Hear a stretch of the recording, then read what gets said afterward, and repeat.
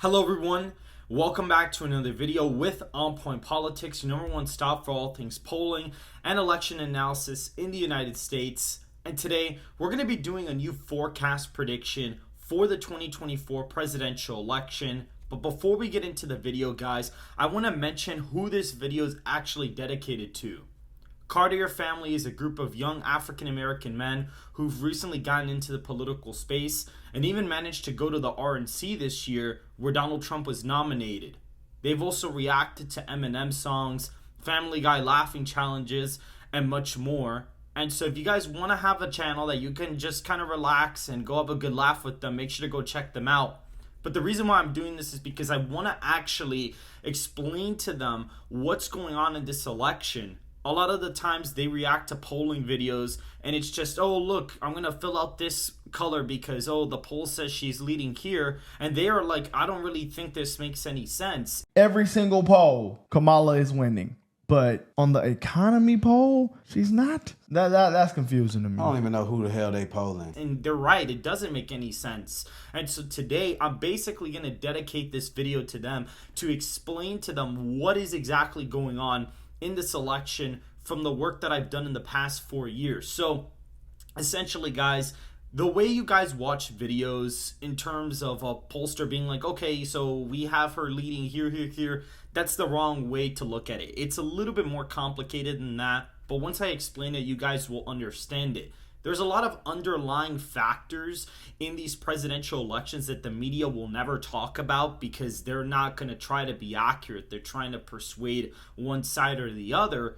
And so I've actually developed a model that not only was basically perfect, but essentially has a very low margin of error. This is my 2020 election map model. Literally gets Joe Biden with 306 electoral college votes to Donald Trump's 232, the exact result that happened on election day, and basically had an average error of about 0.4% Democrat. So even me being a quote-unquote right-leaning biased channel, my 2020 model still leans to the left in some states. So for like example, my margin in Wisconsin was about 1.5% for Biden. It actually ended up being 0.6%. Some states like DC, I overestimated Republicans by 2, but you guys get the point, right? Like, I was able to create something that was actually basically 100% accurate. I mean, you couldn't have done any better. And here, I kind of have the model working here, and you can see that the average error comes out to 0.4% when rounded out. You know, everything is basically about a point or two off, essentially at most. I don't think I have any state that has an error above 3 points, which is fairly impressive. So everything was practically within the margin of error, and all these other modelers and forecasters had Iowa and Ohio basically competitive for Joe Biden. They had Texas as a toss-up. Florida was leaning Biden. The Rust Belt was a lock in 2020. These same people said that Missouri and Kansas were competitive for Hillary in 2016. But I'm here to tell you guys that the media is not talking about the true state of this race. I'm here to tell you guys that Donald Trump is actually not only winning the election, but he's leading the popular vote by multiple points. And I'm going to prove it to you guys today and your audience as well. And so looking at this, guys, I have an election model that essentially takes into account my adjusted polling averages. It also takes into account demographic modeling from the most accurate pollster, Atlas Intel, who was not only accurate in the 2020 presidential election, they were also more accurate internationally in other countries, including Argentina, where Javier Milei actually ended up winning his election. And then I have a partisan voting model here, which I'll kind of explain. So essentially, this part of the model is very straightforward. The polling averages, I basically reweigh all the polling data by a target electorate, which if you guys don't understand what that means, there are a lot of polls where the main reason why they tend to be inaccurate is because of the fact that they'll have too many Democrats compared to Republicans. And so my job is to essentially grade all the pollsters by accuracy, as well as how many polls they have in the average and their sample size. And once I'm able to get that, I'm able to essentially weigh them to the target electorate, which when I do this for 2020, guys, I get a Biden plus 5.1 percentage point popular vote margin. And Biden won the popular vote by 4.5 points. And I used this to predict the election in my model, where I essentially got 100% accuracy on the surface level, disregarding any quote-unquote shenanigans that would have happened. Now, looking at this right here, we'll actually see that really Donald Trump is absolutely decimating Joe Biden in the Electoral College right now, or Kamala Harris, excuse me, and we see that I'm able to get an accurate 2020 popular vote margin.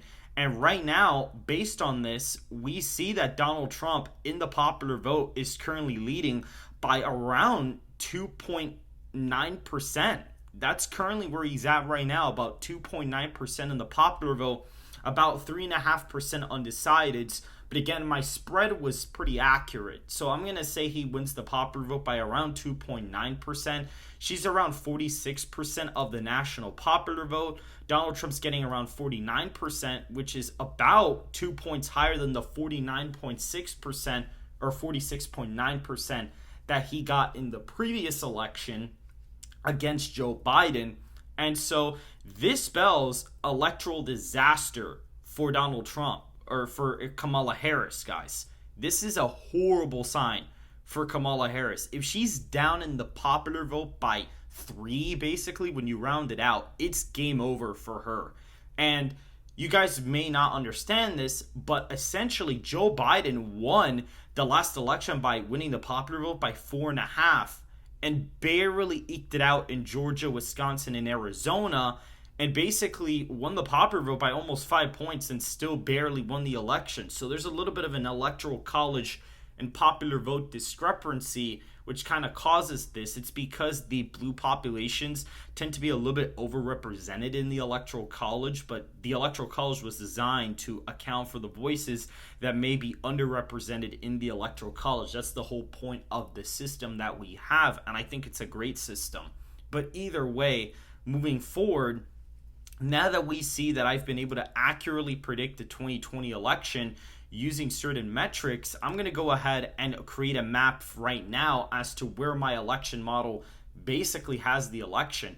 And looking at this demographic modeler, essentially Donald Trump improves his margin with white non-college graduates, improves with white college graduates, improves basically with every demographic in the book. And we have these aggregates where Harris is up by 2 in the popular vote, but these are the same aggregates that had a 3-4 point error in 2020. I mean, Biden in the final average for 2020 led by 7.2%, and he only ended up winning by 4.5. And we have the same thing for Clinton. Her popular vote margin was overestimated by a point, which would have made the difference in the electoral college, by the way. If she would have won by 3, she effectively would have won the whole thing. And you have these modelers like 538, which essentially still have Harris winning the election because they have their own little polling averages with their favorite pollsters, and they remove all the accurate pollsters from their forecasting. That's why they're always so incorrect, and they just kind of assume these quote-unquote fundamentals, which basically means they're going to lean everything left. That's essentially what that means. I mean, they're basically saying here that Iowa is going to be only a little bit more Republican than last time, and Maine is going to stay the exact same margin as the previous cycle. Like, it really doesn't make any sense.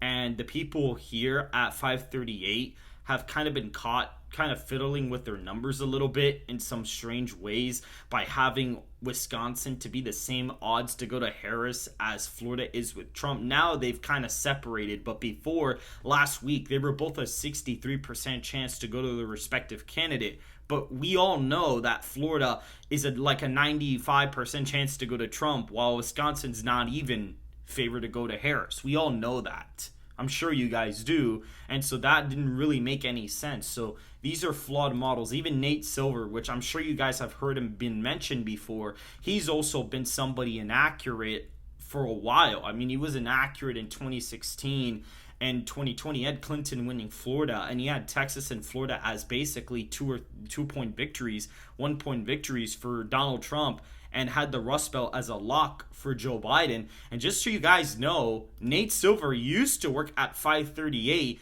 but it got so bad that they had to fire him because the site was losing millions of dollars. And now 538 is owned by ABC News, which is owned by Disney. So you guys can kind of put 2 and 2 together as to what their goal really is here. I mean, they're saying that there's a possibility here, down here, that Harris can win 509 electoral college votes, but Donald Trump could also win 474 electoral college votes. We both know that those are very silly situations to happen. None of my modeling has that as real possibilities. And so looking at the scorecard for the pollsters, I essentially created a scorecard for all of the big pollsters, and we see the predicted margins from 2020, so October 2nd to November 2nd of 2020, and I have their margin of error from the actual result, which was Biden plus 4.5, and I'm using a negative sign to represent the Democrat lead. And so we see here that the most accurate pollster, Alice Intel, has around a 4.7 percentage point lead for Joe Biden in 2020, and they were only off by 0.2%. The same pollster right now currently has a 3.6 percentage point lead for Donald Trump. So literally an 8-point spread from 2020. He's improving by 8 points in the popular vote. So if he's improving by 8 points, there's no way that any of the swing states would even be relatively competitive. Now, some move with the nation, some move a little bit more Republican than with the nation, some don't move as hard with the nation as others, and we'll kind of break that down in this video. But I wanted to kind of start out with an intro so you guys had a good understanding of my basis and the work that I'm doing here to create an accurate electorate. And I think something that would pique your guys' interest the most before we start the map is this modeling from Gallup, which have been a very accurate pollster. And they essentially have these indicators that all suggest that the Republicans are favored. I mean, their party identification / leaning is 48% Republican to 45% Democrat. This is the biggest sign that I'm going to be accurate in 2024. Republicans in party leaning have finally taken the lead since they've basically ever started this, by the way. I mean, this is the first time that Republicans actually have a lead. And just to let you guys know, in 2008, the party leaning was around, roughly give or take, Democrat plus 8, and Obama won the popular vote by 7.2%. In 2012, it was D plus 4 here. As you could see, Democrats led in party ID by around 4 points. And they ended up, Obama won the popular vote by 3.9. 2016, it was around a 3-point lead, and Hillary Clinton won by 2.1. And then here, it was about a 5-point lead for Biden, or not for Biden, but for the Democrats in party leaning, and Biden won the popular vote by 4.5. So the past few cycles, it's been a dead-on indicator in the popular vote. And what do you know? 48% Republican to 45% Democrat. That's a R plus 3 leaning, and I have the popular vote for this video as basically R plus 2.9. If anything, I'm underestimating him right now.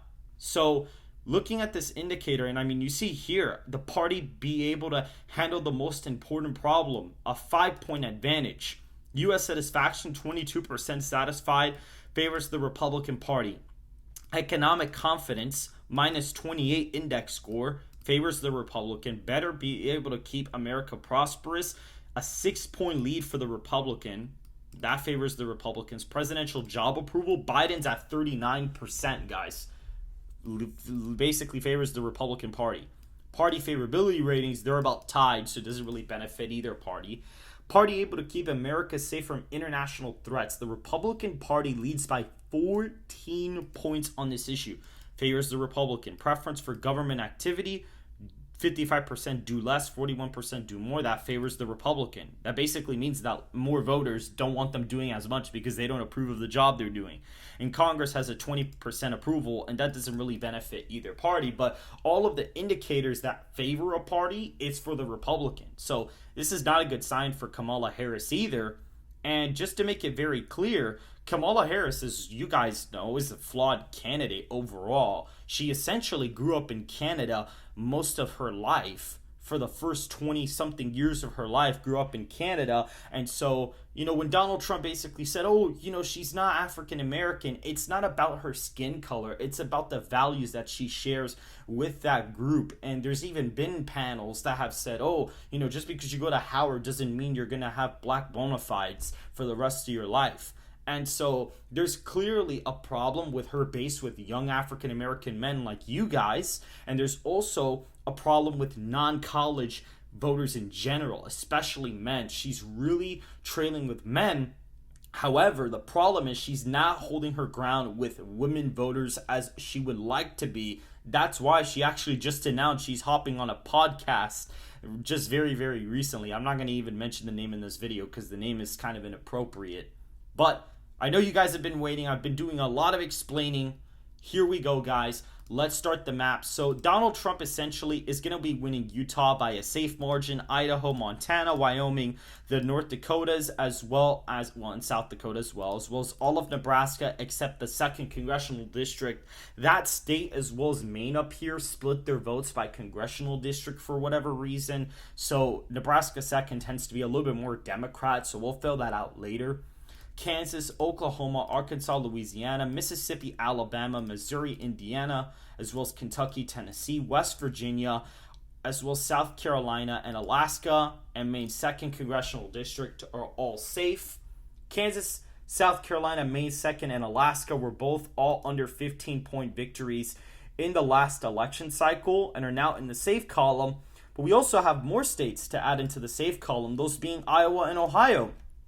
If the nation popular vote is shifting from Biden plus 4.5 to Trump plus 3, these states have been trending to the right, meaning they've been moving more Republican compared to how the nation moves. And so if the electorate or the popular vote's essentially Republican plus 3 or Trump plus 3, really Iowa and Ohio are both going to be over 15-point wins for the former president. And more than likely, this is a super surprising thing for a lot of people, but the same thing with Texas. Texas would actually be over a 15-point margin in the Electoral College, which is actually where my model has it right now. I mean, literally, that's exactly where it is right now. It's a little bit above 15 points, a 15.7 percentage point margin in the Electoral College as of right now. For the safe Democrat states, we have the state of California at just about 20-ish points for Kamala, which isn't great, 21 percentage point lead. Joe Biden won it by 29, so it's shifting with the nation at large. We also have the state of Vermont, Massachusetts, Maryland, and D.C. Those states are too Democrat, but that's essentially it. And if we go to Hawaii, guys, I mean, that one is almost under 15 points. That state's been shifting to the right quite a bit. And with the Maui fires that occurred there, it's really, really not a great sign at all for her. I mean, it can actually be under a 15-point win. I wouldn't be surprised if she underperforms here. I don't expect Donald Trump to win the state, however. So, going to the likely Republican states, Donald Trump is winning Florida by around 13 points. The state was a 3.5-point win last time for Donald Trump, but given this shift in the popular vote, given the state's trend with Hispanic voters in a place like Miami-Dade and across the state, and the fact Ron DeSantis won very easily, and also the fact that Republican registrations are now on net like 1,050,000 essentially at this point. So like it's like over 1 million Republican net registrations over Democrats. And in 2020 on election day, Democrats had an 80,000 vote advantage. So the state's got in deep, deep red since 4 years ago. And so on election night, guys, do not be paying attention for Florida to see how the rest of the country is doing, because it is basically not even voting with the nation anymore. Florida is not the swing state that it used to be, and it is now going to be around a 13-point win for Donald Trump. Now, looking at North Carolina, this is going to be a massive win compared to last time. It was around a 1.3 percentage point victory in the last election. Now, looking at the state at large, we see that the state is actually voting for Donald Trump by 8.6 percentage points, which is fairly interesting because this has been sort of a leaning Republican state. Obama was able to pick it off in 2008 due to very high African American turnout, but has basically been Republican pretty much except in 1976 when Jimmy Carter won the state by around 11 points. And when back then it used to be a more of a deep blue state in the South, but it's been a leaning Republican DNA state for quite a while, and Trump still won it by a point despite everything basically going wrong for him in 2020. I mean, this was not a healthy political environment for him, and he still carried it out in North Carolina. And so more than likely he is going to massively improve, especially with him getting a little bit over 15% of the black vote nationwide. It's definitely going to help him in North Carolina. In Georgia, in the likely Republican column as well, guys. I mean, yes, Biden did win the state by 0.2%. But again, Donald Trump, as we all see earlier during this video, he's performing 8 points better in the popular vote. And with Donald Trump increasing his black vote share, Hispanic vote share, which there's a lot of them in Atlanta, as well as his non-college vote, which tends to be a lot of white working class voters that have, sort of laborious jobs and whatnot, a lot of truckers, a lot of people that kind of have their own self-businesses and whatnot. Those type of people that didn't go to college are really not favoring Kamala Harris. She's had a really hard time with that demographic. And so we see a lot of strides in a place like Georgia for Donald Trump. Same thing in Arizona and Nevada. Yes, even Nevada is in the likely Republican column despite it going to Joe Biden last time. And you guys may be like, whoa, there's no way that Trump's going to win Nevada by that margin. Over 5 points, that's ridiculous. But Clark County has the majority of the population in the state. They have a culinary workers union that just endorsed Donald Trump, and it's about 80,000 members there. And not only that, the no tax on tips policy from Donald Trump is a direct play to the people in Nevada, in Arizona, those minority, basically working class voters that tend to work in the service industry like restaurants. That's a direct play to them. And even content creators, the no tax on tips policy actually would even apply to super chats as well, by the way. So that's even a play to them too, which I think is pretty cool. So really, he's doing so well in the popular vote and with those sort of demographics that he's running it up in the Sun Belt, and he is one state away from winning. Now, before we get to that, I want to get to some of the deeper blue states, but are not as blue as they were last time. Washington and Oregon are no longer safe. They're in the likely Democrat column. They're coming in roughly as about, 12-point victories and 10-point victories, respectively. So they're still going to be Democrat, but they're going to be a lot closer than the 19 and 16-point win you saw just about 4 years ago. Looking at Colorado, that's going to be a likely margin. It was about a 13.5-point win last time. Currently, the election model has it as just about a 9-point win in the state. So Donald Trump is going to improve there, but not as much as any other states. Colorado is actually the only state where Democrats have netted voter registration because they have a very popular Democrat governor over there, the same way that Florida had Ron DeSantis. It's sort of the same thing in a way. Illinois is interesting because it is in the likely column, and Cook County, Chicago, you're going to see a massive shift there. Even polls with Trump and Biden had the race under 10 points when Biden was leading it. They'll never tell you that in the mainstream media. They'll never tell you that there was polls that had Joe Biden leading by under 10 points in Illinois. And so my modeling for the state still has the under 15, and you have a lot of working class voters, and you have a lot of people that are pissed off about the immigration issue in Illinois. I mean, we all know that's true. In New York, it's the same thing. Yes, guys, New York is under a 15-point victory for Kamala Harris. I actually have her only winning the state by 9 points, guys. And the reason why is because there was a poll that came out with about a 12-point lead for Harris, but they oversampled Democrats in the polling. And New York actually has one of the worst polling errors out of any state. I mean, they missed Trump's margin of defeat by about 8 to 12 points depending on the poll, meaning that they still overestimated Joe Biden in a deep blue state. And they are on track to do it again, because when you reweigh the poll from the New York Times that had a 12-point lead for Kamala Harris, when you reweigh it to the actual party electorate from 2020, Donald Trump is tied with Kamala Harris in that poll. Now, again, we don't really have a lot of polling out of there. It's literally just 2 polls from the New York Times / Siena College, and the polling that I did was SoCal Strategies, which, by the way, guys, make sure to go to the description down below and donate to the fund for SoCal Strategies. We are polling individual states in October as well as the national level, so any support would be greatly appreciated.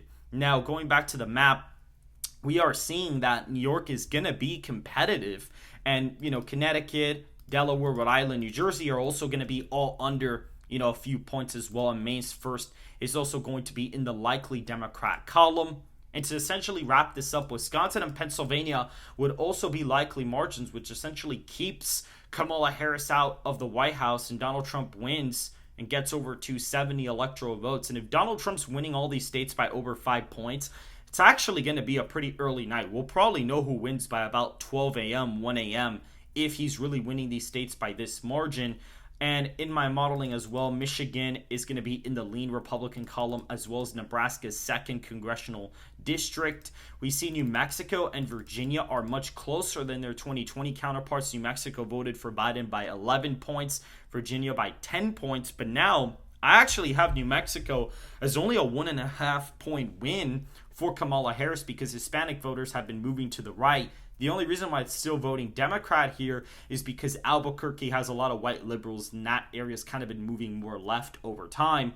And the state of Virginia is also interesting too, because Glenn Youngkin, a Republican, got elected there in 2021 in an upset victory. He's got a very high approval rating, and he's been telling everybody that Donald Trump has a real shot in Virginia, and he signed a law to basically make the state a paper ballot only state. So there's no electronic voting in Virginia anymore. And so that is pretty good for election integrity purposes. And so with all that combined, as well as the fact that people in Virginia are pissed off about, essentially stuff that's going on in schools and what they're teaching children, all of that combined with a popular Republican governor is helping Donald Trump in the state. Now, is he going to win it? Probably not. It's probably going to be a 2 to 3 point win for Kamala Harris, but it's definitely going to be a lot more competitive than what the mainstream media will even tell you. Maine at large, New Hampshire, and Minnesota, these are kind of rough because right now we're a little bit iffy about these. I'd say Minnesota is still about a 1.5 point win for Harris. It's gonna be closer than usual. It may even be a tilt margin, which is currently where I have it in my model right now, but it's still going to go to Kamala Harris. Now, New Hampshire is interesting because this state and Maine at large have more independence than states like Minnesota, Virginia, and New Mexico. And since Donald Trump's improved with independence by 10 to 15 points, depending on the poll, you will see it in a place like Maine and New Hampshire. And so since he's winning the popular vote by 3 in this video, I am actually going to narrowly give both of these to him right now. I currently have these states about 1.5 points, essentially half a point to a point victory for Kamala. But since he is up in the popular vote in this video by 3, I am going to give both of these states to Donald Trump in this video. And so as of right now, guys, Donald Trump is winning 319 electoral college votes to Kamala Harris's 219. If you guys want to see the biggest sign that things are shifting dramatically, is this poll that was done in a Notre Dame, poll of students. In 2020, they polled the same students, and they got a 37-point lead for Biden, which is fairly normal. And they polled after the debate, September 15th to the 18th, and what do you see? Donald Trump is leading Kamala Harris in this university poll by 2 points. He netted 39 points in 4 years in a college campus that was actually pretty liberal and had a majority Catholic electorate. And so if he's doing this well in a Catholic university that has been historically Democrat, that in about over a decade, this is the first time they have a Republican leading a poll here, there's clearly a bad sign for Kamala Harris in the state. By the way, guys, make sure to follow me on X as well. I'm about to hit 7K, so go ahead and do that. Now, looking at this again, what I talked about, Nevada the People's Pundit, Rich Barris. You know, I'm sure I've actually heard Rich Barris talk about you guys. He seems to like you guys quite a bit. He's a very accurate pollster. He's actually the pollster right here, Big Data Poll. He was actually basically the second most accurate pollster in the United States last time. And he's mentioned you guys before on his show. He thinks you guys are pretty funny. He loves your guys' reaction videos. But right now, Rich Barris, to follow up on my argument about Nevada, he's polling Nevada right now, and he has Donald Trump in his early numbers up by 8 points in Washoe County, which is this county right here. And he says that Donald Trump is also leading Clark County in his polling. And so if you were to essentially make Clark County tied and have Washoe be an 8-point win without touching any of the other counties, Donald Trump is up by 7 points in Nevada, which is somewhat similar to what I have in my forecast in this video. And this is coming from an accurate pollster, by the way. So just to give you guys a little bit of an idea, you know, now looking, you see, this is the podcast that Kamala Harris is now going to jump on. Apparently, it's the most second popular podcast behind Joe Rogan. I've never heard of this, and I'm sure you guys probably haven't heard it either. But now looking at this, guys, this is pretty much it. I mean, I basically detailed what's going on here, exactly what's going to be happening in this election, and all the data that we're looking at looks very, very good for Donald Trump, guys. And so if you guys did enjoy this video, make sure to go ahead and to hit the like button. Make sure to comment down below, as well as subscribe and turn on your bell notifications so you don't miss another video like this. And Cartier family, if you guys are seeing this, I'm sure you are, thank you guys for watching. This video was dedicated to you so you guys can understand the electoral process and what the polls really mean from somebody who's been able to accurately predict 2020 and somebody who's not going to try to lie to you. And if I'm wrong, I'm wrong. If I'm wrong, I'll make a video and explain why I was wrong and just admit to it. But I believe I'm going to be accurate coming 2020. This is not my final prediction, by the way. This is kind of my current forecast for this video. But right now, I currently have Donald Trump with 319 electoral college votes to Kamala Harris's 219. You guys have a great rest of your day.